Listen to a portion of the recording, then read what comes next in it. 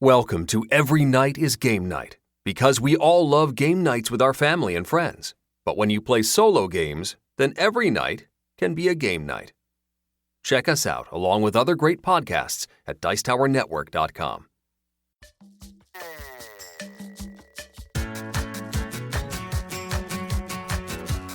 Every Night is Game Night, episode 166, Top 200 Solo Games for 2019, People's Choice, Part 2.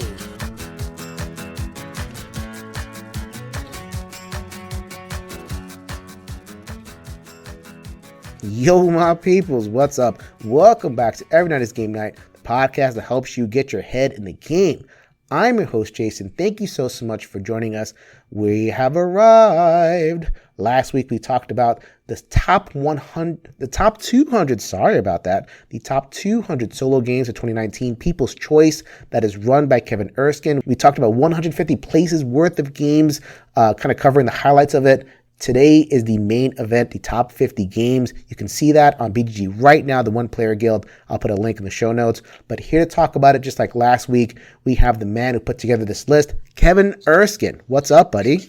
Hey, thanks for having me again. And we have Liz from Beyond Solitaire. Welcome back, Liz. Always happy to be back. And we are here. We are at the top 50. And there are some pretty good surprises. Overall, there's a very stable list, but within the list, there's some definite things of note. And I don't want to talk about it anymore. I feel you. I feel your pain. This is not funny, Jason. Kevin, we need to hang out, man. Yeah. I spent the entire last episode laughing at Liz for being attached to the war games, which are completely dropping off the list. This time, I get to laugh at Kevin Erskine's pain. Not to bury the lead, we'll talk about this more later, but Mage Knight has fallen. It is now number 2. It will always be my number 1. Thank you. That's right. It's always Absolutely. Has fallen to Spirit Island. Like political elections, people just get it wrong, Jason. That's what happens, you know. Hey man, yeah. maybe next year Mage Knight will run again. We'll definitely break down all that stuff in terms of what happened at the top of the list, but we don't want to skip over different aspects of the list because, you know, the whole thing is fun to talk about. All right, so before we get to that, just a couple of kind of stat oriented things. Now that we've uncovered the entire list, I can tell you all that we had 21 total debuts. We had 19 last year, so a little bit more churn. I think we had more, like over 30 the year before, so definitely kind of calming down in terms of the new debuts. Not a lot of games that kind of hitting very high. I think most of the debuts we covered in last episode, so that's there.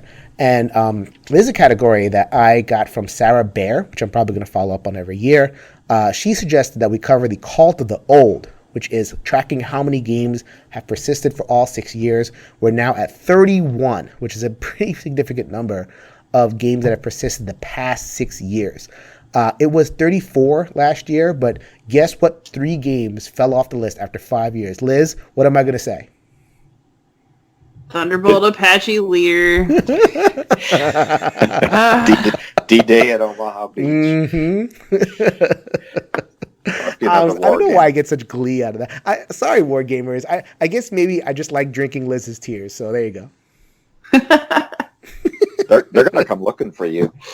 Absolutely. So a couple more observations. 147 different games got first place votes, which is a tremendous amount of games. We talked last week about 1,047 games getting votes at all. There were some really weird games that got first place votes. Do you remember some of the games that got first place votes that were just like, what is happening? What is going on here? Like Onirim? I deserve that. I totally deserve that. But Friday got none this year. Yeah, I know, right? I'm talking about, like, I've never even heard of There's just so much out there, a wealth. Like, listen to some of these games. History Maker Golf, Hero of Weehawken. What are people talking about here? These have to be print and plays or something like that. I have to find them now. Game. Hero of Weehawken is a State of Siege game. Is it really? See, yeah. This is what you get with this whole game thing. No, I'm just saying it's a victory point game. All right. So yeah, if you look deeper and deeper in the list, and I think Kevin's going to release the entire spreadsheet at some point. There's a lot of games getting first place votes over here. We're going to get to people the overall first place votes in just a second. But before I get to that, now that the entire list is revealed, was there a game that you guys voted for that did not even make the top 200? I'm sure there was, but I don't know offhand. I don't think so. Everything landed in the top 200 for you? Yeah, my war game loves got slammed. There's the one game that I voted for, which did not make the top 200, Rescue Polar Bears. Only 5 people voted for it. I was very, very sad. Man, let's get Rescue Polar Bears some love, please. Yeah, but they're not going to reprint it though, are they? No, they're not. So I have it. I really enjoy it, but... All right. So with that, we are going to get to 50 through 26. So this is the part of the list that has the biggest cult of the old factor of it. There are 10 games within the entire 6-year run on the list. So a lot of Uwe games fell into this list. And if Anthony are around, this is like Anthony's shout out over here. I point out all the Euro games that we have over here. It's including Glass Road, Fields of Arle, Noose Fjord landed right outside the list. So UA is always going to get some love from the solo community. We'll get to the highest Uwe game in a little bit when we cover the top section. 2 debuts though, in terms of the Eurogame section: Architects of the West Kingdom at 48 and Teotihuacan at 39, which is a really, really strong showing for that game. Liz, did you get a chance to get Teotihuacan to the table? You know what? I have not had a chance to play it. It's one of those things where I'm interested, but I just have not got my hands on a copy, have not sat down and played it. It's really good. It's really good. I love it. I've only played it a couple of times, but can't wait to play it more. I really, really dig that game. Solo Gamers, good on you. And it has a solo mode by our friend David Tursky, but he doesn't mess around when it comes to his solos. Let's bring Kevin back to the list. Every time I talk Euros, I feel Kevin just kind of nodding off on top of his iPad, so sorry about that. Yeah, that's all right. That's all right. Let's get you back in here. KDM. You're a KDM guy, right? I like it. I don't love it like some people do, but it's I thought a you good really game. got it. I thought you really got into the adventure stuff and the building the tower and everything. I do, but I have a lot of games like that, so it's probably middle of my list. Which I wanted to point out, KDM. It was one of those games that was really, really high, but it was only high on the basis of the fact that it had so many first place votes and no one else voted for it. So if it had 20 voters, out of 500, all those 20 people would vote at number 1, which is what let it be so high. This year, it only got 4 first place votes. So I'm wondering if we're seeing the kind of beginning of the end for KDM as well. Well, I just think the price alone. I mean, I would love to try KDM, but I don't have $400 to spend on a board game. What? You need to change your jobs. She's a teacher, she said.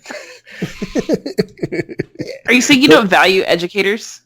I mean, no one else does, so I guess. I'm saying they're not paid enough. You should. We are not. Oh, I know. My daughter's a teacher. No, that's true, man.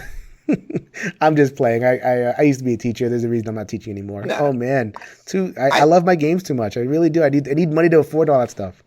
I think there's people who only play Kingdom Death Monster, and they're not part of BGG or anything else. So I think they're not voting. So I think that's part of it. And then the less hardcore KDM fans look at it and they go, wow, here's another game that's just as, I enjoy Madara more than that.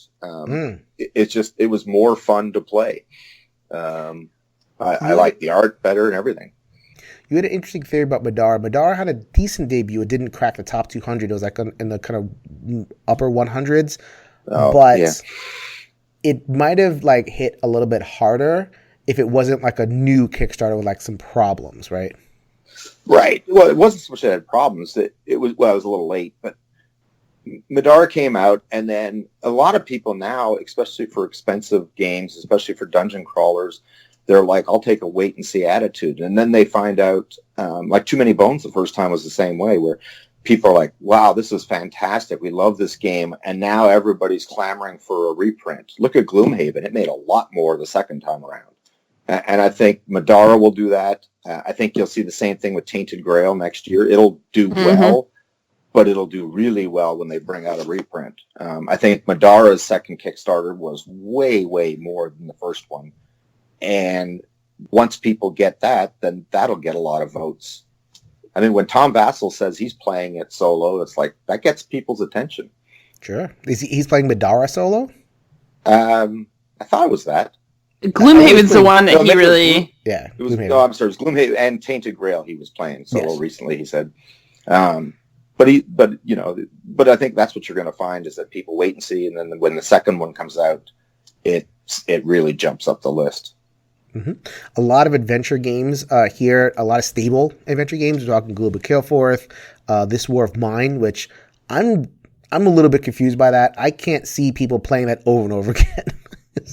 I don't have it in me to play that game over and over and over again. I don't know if it's one of those things where like they played it and the experience stuck with them. They voted it out of respect, but it's really high to be, for a game like that. I don't know, like I'm happy, but I'm a little bit confused, I've never played it, so. All right, so then we have a couple of other noteworthy ones here. I wanted to mention Sentinels of Multiverse here, number 37, only because there was a noteworthy debut, which was on the top 200, which was Marvel Champions LCG. We just did an episode on that, comparing those two. I personally am a little bit still on the Sentinel side. However, I can totally see Marvel Champions next year when more people play it. I mean, it debuted on the top 200 list, and it was out for 3 weeks. So if it debuted off of just that on the top 200, then next year with more content, more heroes and everything, it's going to have a really, really strong showing. So, I mean, I don't know. Are you a Marvel guy? You're probably not a Marvel guy much, right, Kevin? No, I like Marvel. I like superhero games in general. So, I think you're right. I think FFG behind it makes a big difference. And I think Sentinels is done. So there's no more Sentinels content. So, some people are going to say, okay, I'm going to move on and play something else now. Or if you're new to the game, you're probably not going to jump into Sentinels now. Right. So I'm worried about the future of Sentinels on this list. I wonder what's going to happen there. Yeah, I mean, I'm a big Sentinels person. I have the big box and I have everything. So I do too. Me too. So it's not going anywhere for me. But... What, is that the first time we've all agreed? I think so. That's the first game that all three of us have, and we all spent over $300 on it, which is great. Yes. Now, one thing I see on this list, you probably noticed Hoplomachus jumped up a lot. Mm-hmm. That's all the Hoplomachus games.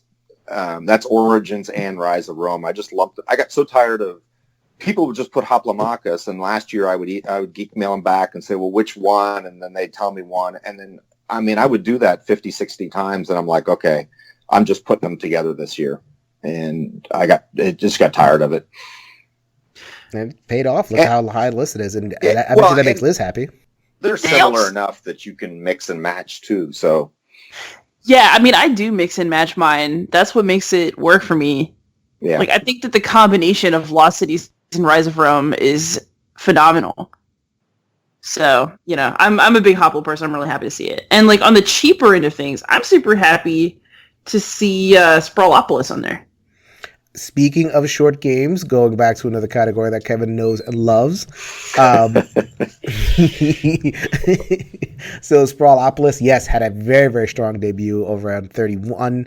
I'm actually a little bit upset because throughout the history of the list, we've been doing this 4 years, it's always been Friday and Onirim have been kind of like jockeying back and forth in that kind of late 20s, early 30s area. Now we have Sprawlopolis leapfrogging Onirim. What are you guys doing? Onirim is amazing.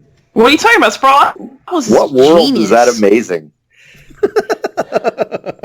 I mean, Onira's fine. Oh God, you guys kill me. But Sprawlopolis is amazing. It is such a cool game. I'm so impressed with what 18 cards can do. Like, I'll have to check that one out. It's like it's a puzzle kind of what the genius of Sprawlopolis is. There's the front cards which you kind of match and make colors and match blocks and everything, which is that part is cool. But then you pick other cards to flip them over, and they give you different scoring conditions. So you don't build the same puzzle every single time, and you have like 18 times 3 combinations of puzzles, whatever that is. That's a lot of different variations of puzzle. So really, really clever little system. I'm surprised. I'm surprised that I'm not surprised. Now that I'm thinking about it, it's like, yeah, if you're gonna vote for a short game, Cerebral Opus is a really good choice. Jason, how are you feeling about Pandemic dropping 13 spots?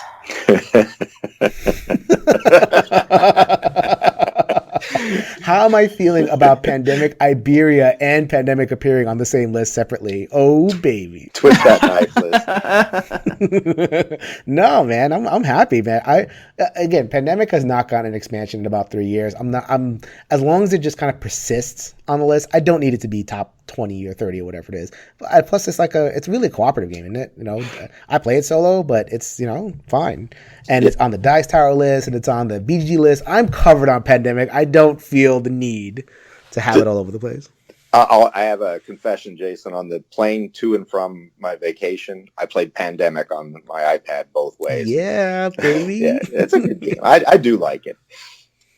I can't. And they've been talking about redoing that app for the longest time because it was acquired by Asmodee for Asmodee Play or whatever they call it. And they've been talking about rebooting it, redoing that app. Man, come on. I don't know what those guys are doing over there. So I think one of my favorites is probably going to slip off the top 50 next year, it looks like, but I love Baseball Highlights 2045. I'm happy to still see it. Mm-hmm. Yep. Imperial Settlers, another game, a card game. You're going to see a lot of kind of strategic advanced card games in this list as well. So Imperial Settlers, I'm surprised that it kind of slipped down as far as down to 41. There is another engine building card game which made a debut, which is a little bit higher. We'll talk about that in a second. Shadowrun Crossfire, the game that Kevin is personally responsible for keeping on the list.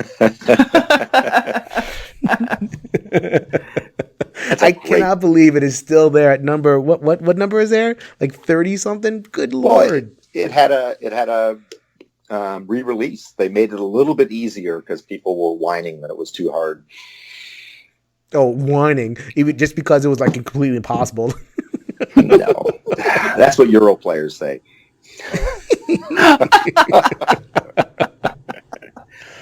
Yeah, and Dragonfire didn't hit. Dragonfire is all the way down in the 170s or whatever it is. I think it's maybe the 120s. Dragonfire just I know they have other releases for it, but I think those releases have slowed down. It just it just did not overtake. There's too many of these adventure card games. I don't think that it wasn't the streamlined version that people I think were wanting. So it's all right, well, I'm just going to re-release Shadowrun Crossfire again. Well, you know what? I got Dragonfire and I got a bunch of the packs and I played it. I played a lot and I never did get rid of Shadowrun Crossfire. And I think I'm ready to go back to Shadowrun. It's just, it's more streamlined, and Dragonfire just added some stuff that was unnecessarily complicated. And then they added things like magic items, which are utterly useless. Oh, good Lord. Nothing. You get one and you're like, I don't want this. And you just never use it. And there's bookkeeping that's just tedious. And it's a shame because I'd much prefer fantasy, that IP than Shadowrun. But Shadowrun's just a clean game. Mm-hmm. And I'm surprised. Usually when there's a re-release, the previous one will fall. And this one just proved, hey, just don't mess with a good thing. Shadowrun Crossfire is really good. And like you said, it has the re-release. I think they're going to re-release some of the other packs that came out. So we'll see if we get some more support. Yeah.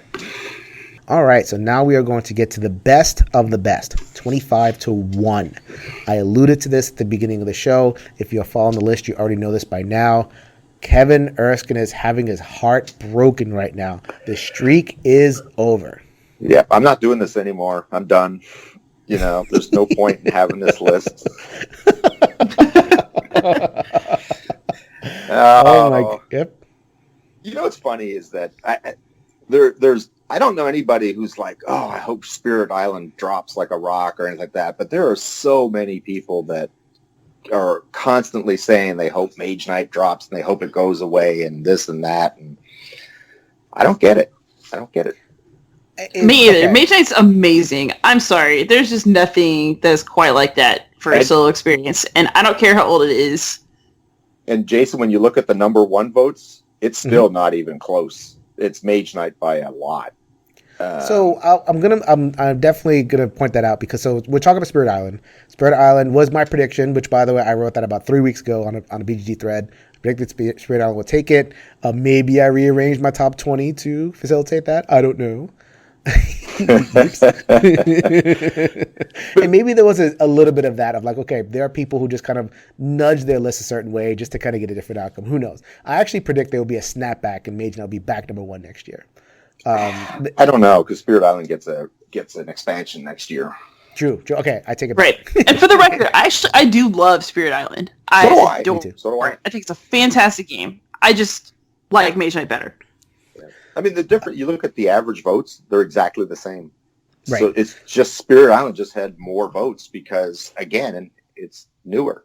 I mean, I think that's the biggest difference. I think it had 251 out of 554 ballots. Both are, 554 is the total number of ballots this year. That's a little bit lower than last year, but kind of on par. 250, being on 251 lists is by far a record. Mage Knight has never appeared on that many lists. So like it isn't like a case where Spirit Island, where people like downvoted Mage Knight and then Spirit Island kind of snuck into the top. I mean, Spirit Island, because of how many ballots it appeared on, that's exactly why that a game like that is on the list. And it's good. I was going to say, when I looked at a lot of the ballots, if people were playing a lot of dungeon crawlers and that kind of stuff, they would have Mage Knight on there and then sometimes Spirit Island. If they were more Euro players and that kind of stuff, they would have Spirit Island on there and absolutely would not have Mage Knight. And I think that's the big difference. Right.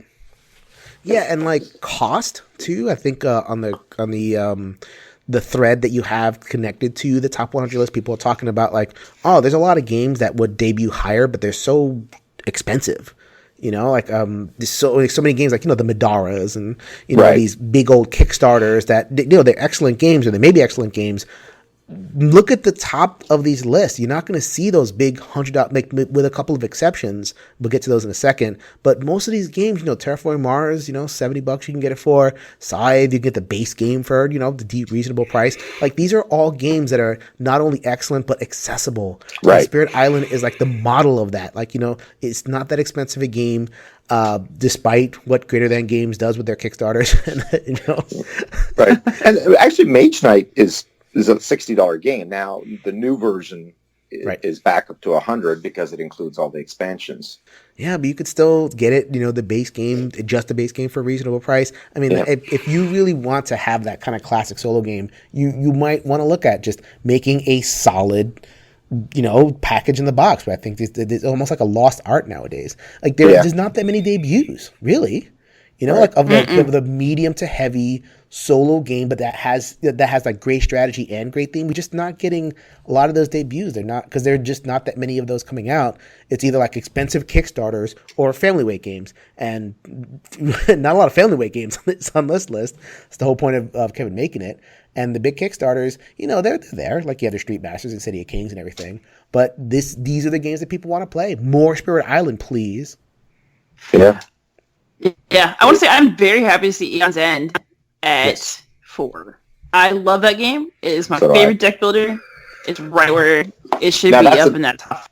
Yeah, now that's another one where I combined every version of Aeon's End just because you could throw them all in the box. It really doesn't matter. So even the legacy version, I just threw it in there. But yeah, I agree. I love that game.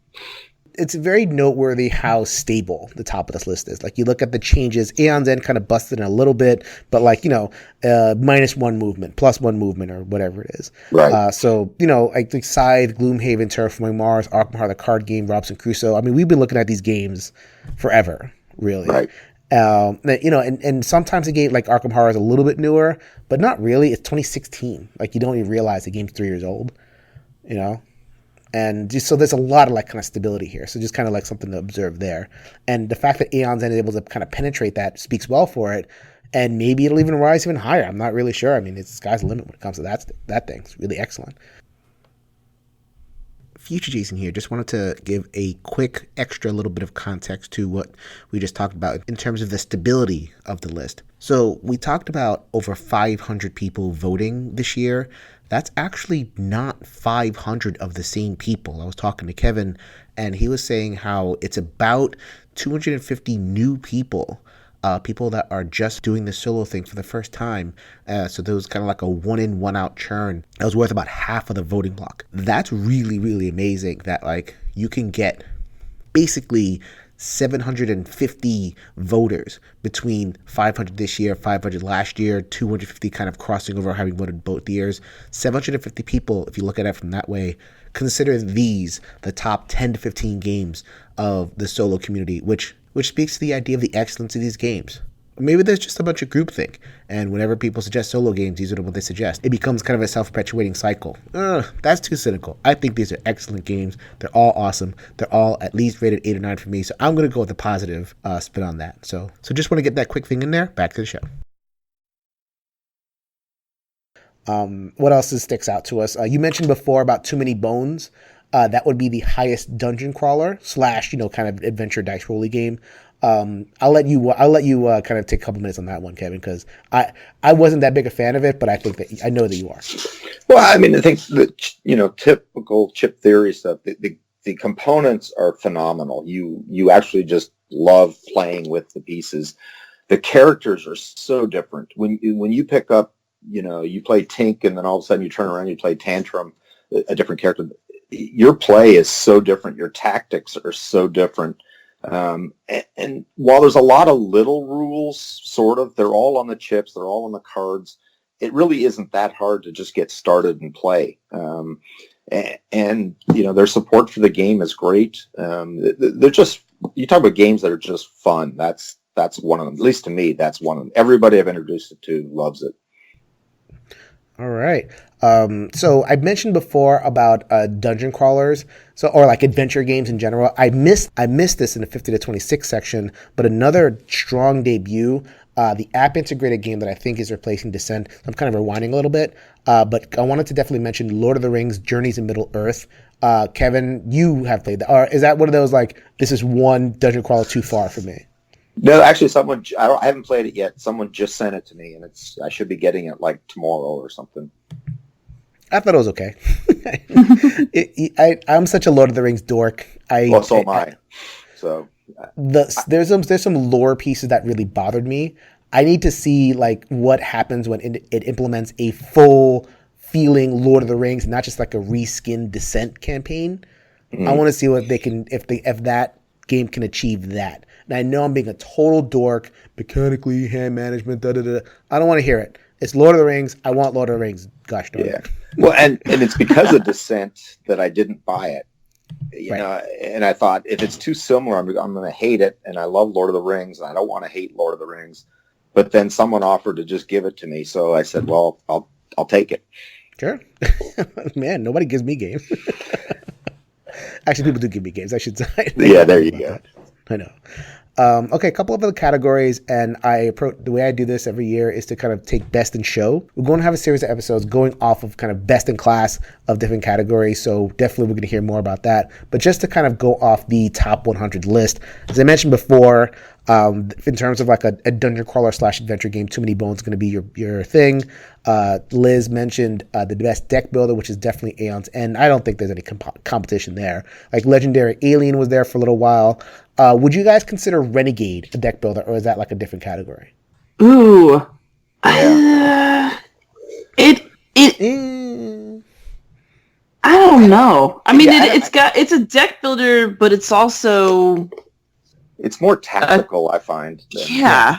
Mm-hmm. I love it. I'm so happy to see it have risen and be in the top 20 this year. I think it really deserves it. I really, really like that game.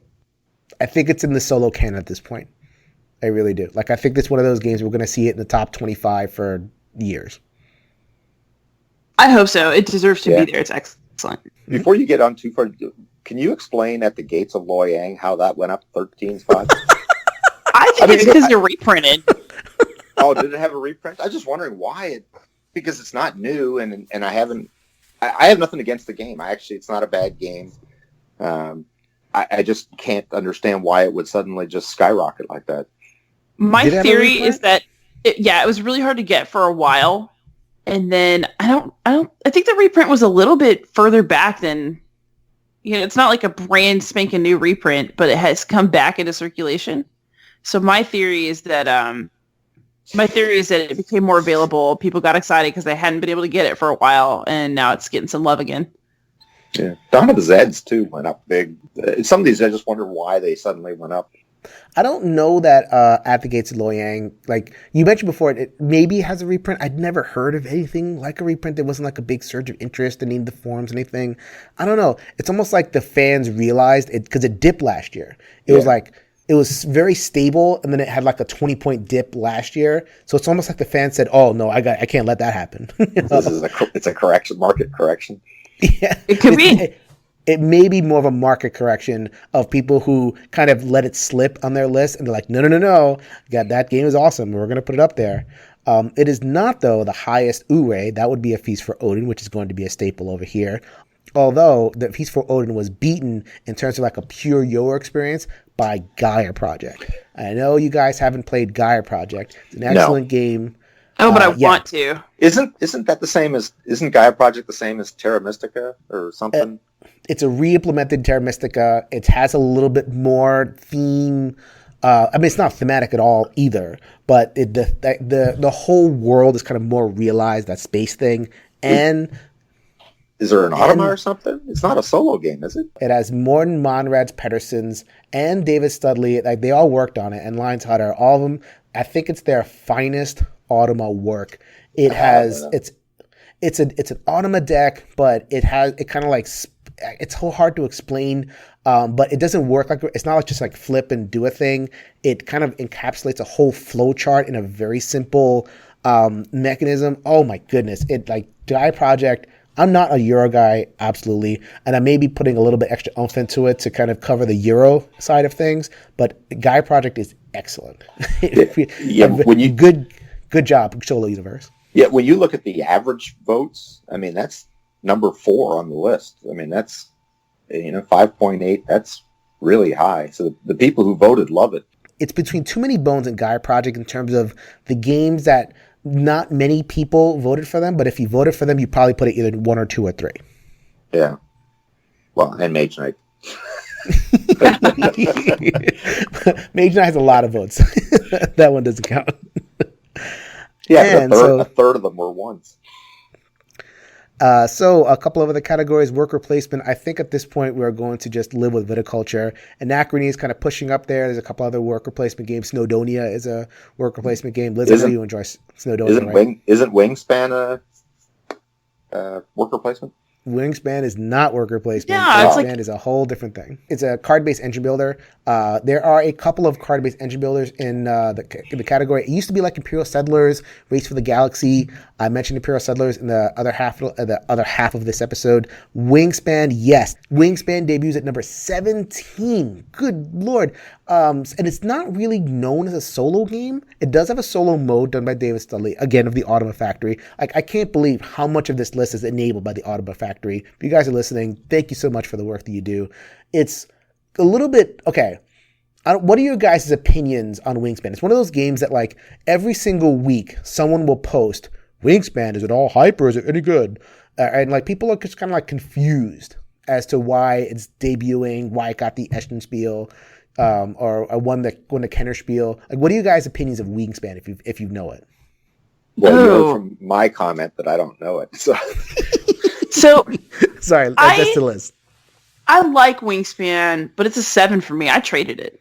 It's fine. I enjoy playing it at game night, but like I don't really feel it's never going to be the first game I ask for, and I do not get super excited to play it. I kind of don't love that the last round of the game, you pretty much already know what you're going to do is just pump that engine for points and hope that you get the most. And like, so your entire last turn is just kind of, like, if you get an exciting new card, it's too late. And I mean, it's fine, but what I traded, I'm surprised to see the top 20. I think that's a little high. Above Renegade for solo, no way for me. Yeah, like so there's a lot of, like I say, card-based engine building. We're gonna do a whole episode on those. But just the fact that this one is the number one, I have a feeling we're going to see some retrenchment. I think there is a lot of enthusiasm about it. I think that people enjoy it with their families, and because it plays solo, it sneaks on the list, that kind of thing. I think it's a little bit too light. I don't know. Well, I mean, I totally get the hype. I totally get that it's accessible, it's beautiful. It's like I think of it as like an evangelical game.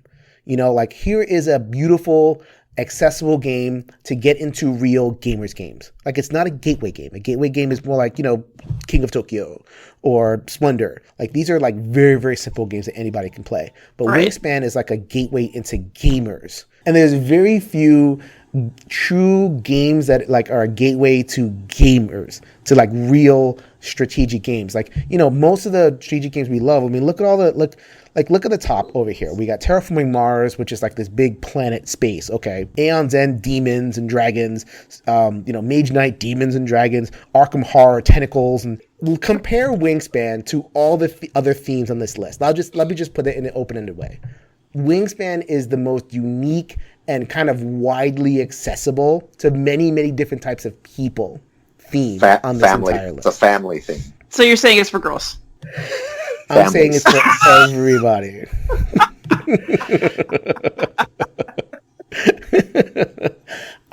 Having said that, I'm very surprised on the solo list. I'm actually really, really surprised it's this high on the solo list. Yeah, when I'm typing these in, I often wonder, it's like, people really playing this solo, or do they just love it and they played it solo once, so they voted for it? And, you know, I can't get into why they're voting on some things, but I always wonder on some of these if they're really playing it solo.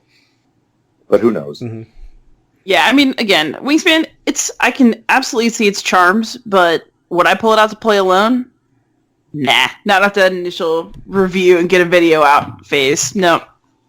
Well, we'll see next year. I mean, we have had games that have debuted very highly and then dropped like rocks, you know. So they get really hyped about it. You know, like we had Unbroken, like which debuted before it even published, you know, and then stuff happens and then it kind of drops. So there's lots of different reasons that, you know, games will just debut kind of out of whack for what is expected. I wonder what the performance will be next year. So I guess I'll just kind of put a pause into that one. Yeah. All right. So I think we've basically covered all the games in this list. I don't think there's too many more that we need to give a lot of emphasis for. Robinson Crusoe, I'm surprised, maybe not surprised, because they had that expansion, Mystery Tales, which is like, oh my God, they're going to release an expansion. It's been talking about it for 9 years. It releases and it doesn't budge. Well, maybe that's probably what kept it there then. Right. I don't think so. Like, I don't hear much buzz. I just think that I've been voting for Robinson Crusoe. I love Robinson Crusoe. I'm just going to put it in the same spot every single year when I fill out the list. I have no idea. That might be what I did. Yeah, it's like, oh, I haven't played it all this year, but I remember liking it. So it dropped a little bit on my list. Yeah. So I think that we're good to go in terms of the entire list. This was 200 top 200 solo games. We got some general trends. We got into the debuts. We got into dropping lists. We got into making fun of war games. We got into making fun of Oniverse games. We're giving each other trouble. Why don't you tell us about the girls' games again, Jason? Yeah, I'm going to sign off and go play with some of my boy toys now. Let's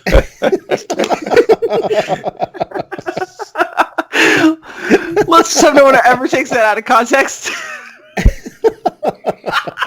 This has been such a great time with you guys. Is there any kind of final comments that we have in terms of wrapping up the commentary, games we may have missed, trend lines we may have missed, or anything kind of like general that you guys observed? No trends. The only comment I want to make is every now and then I get some people who will start posting how, they're really upset that some game wasn't, like, especially a war game, isn't at the top of the list or something. Like, they're like, there's no way these games are better than this. This list is completely defunct because of that. And it's why I always stress when I start this thing that this is just for fun. Just, it's just basically, it's a big commercial for solo games. And, the more solo games we got, the better. And this, this list and the voting is showing that there are just so many good games out there that, that at least we can have an argument of which ones are better, not which ones are even possible. I totally agree with that. I really think the list shows off how rich our subset of gaming is. And I guess I said this last episode, but the thing I always take away from this is that, we talk about, how could this be better than this? And, we joke about giving each other a hard time and laughing at each other's tears. But honestly, again, every single game that got a vote was a treasure to somebody. And I think that is what makes the list so cool, is that you really get that insight into what other people are playing, how it compares to what you're playing. But I always get some ideas for next things to play from seeing it too. So, it's something to be appreciated whether or not you agree with the exact ranking set. Right. Absolutely. So we have wrapped up our coverage of the top 100 solo games. You're going to be back next year, right, Kevin? Probably. Yeah, no, I'll be back. Only if people get right on Mage Knight. Yeah, well, we're going to have to, change the scoring. We'll have to do something like first place votes are worth double or something. We can come up with some alternative facts. Yeah. There you go. We're going to have like the floating 400 points that just for Mage Knight, just to see if we can get that back up to number one. Where it belongs. Thank you for reminding me about the expansion for Spirit Island. I fully anticipate that will be long live King Spirit Island. It will have a nice run atop this list, unless some kind of thunderbolt comes, maybe a Tainted Grail, or maybe something else will actually not Tainted Grail, because the big campaign games tend not to do hit like thunder. Gloomhaven is kind of stuck at number 7. But yeah, so I am really excited to get this going every single year. Liz, thank you so much. Kevin, thank you so much. Hopefully, you guys come back next year. Absolutely. Yes, thank you so much. All right, that is the show. That is Top 200 Solo. If you want to get in touch with the show and talk about any of the 200 games you felt like maybe we got wrong, or games that we did not talk about at all, or categories or stats that you would like to hear for next time, anything at all in reference to how we can make this show better. We're doing it every single year. It's our highest rated show, so of course we're going to do it every single year. Who doesn't love lists? ENGN_podcast on the Twitter, Every Night is Game Night Facebook group, everynightisgamenight.com. Please check out the Slack channels that I participate in. BGA has a Patreon that will give you access to their Slack. One Stop Co-op Shop also has a Slack. That one is totally free. You can hop over there as well. Go ahead and check out the show notes for that, and also for a link to the top 200 games. Over the next little while, so the end of November through December, I'm going to be featuring a number of special episodes, kind of mini top 10s devoted to the different categories of solo games: worker placement, thematic adventure, dungeon crawlers, strategy card games. All these little categories are all little potential worlds of fun. So what I've decided to do with the next couple of episodes is talk to different people in the community who kind of enjoy that particular subgenre of games, and go with a series of episodes that I'm calling Best in Class. So you're going to hear from a lot of people. You're going to hear a lot of top 10 lists, which, yay, more lists. They're actually mostly all in the can by the time you hear this episode. I will be at PAX, so I've recorded a bunch of them ahead of time. PAX Unplugged is in Philadelphia at the first weekend of December. Go ahead and stop by, say hi. I'll be working for Starling Games in the morning, walking around in the afternoon. If you wanted to go ahead and say hi, I would totally be down with it. Maybe I'll even record you. Maybe you'll be one of those guests that is going to appear on the show. I just whip out my phone and have you talk for a couple of minutes about games. Who doesn't love that? So all that is coming up. We are barreling towards the holidays. I hope that everybody's doing well and getting lots and lots of games to the table, whether multiplayer or solo. So until next week, go ahead and grab a game off of that shelf, and let's make every night a game night.